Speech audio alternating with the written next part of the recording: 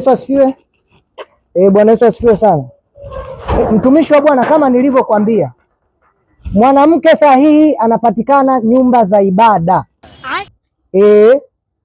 Sifa ya mwanamke ni awe na tabia njema, anatii, anasali, anamcha Mungu, anamsikiliza mumewe, anafuata nini. Masuala ya muonekano, unaweza ukamwoa mwanamke ana muonekano mzuri, tabia ikawa mbovu, mwisho wa siku ukawa umeleta kichomi. Wewe chunguza tu huyo mwanamke uliye naye ana nidhamu, anatii, ana heshima. Lakini ukioa tu kwa sababu eti huyu mzuri, usioe uzuri mwanangu, uzuri unaisha. Uzuri ukiisha sasa ndio unaanza kujutia, lakini nidhamu inakaa, tabia ni kama ngozi. Ndiyo mtumishi wa Bwana. Nipo kwa kanju. Umekucha. Na nashona suti kwa ajili ya ibada ya kesho kutu.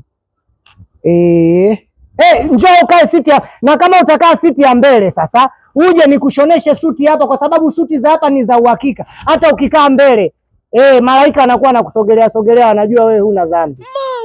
Haya. Kwa Kanju Fashion, loyo hapa pembeni sikuna sheri. Kwenye sheri pale, sogea mbele kidogo, utakuta hapa sikuna njia panda na nini?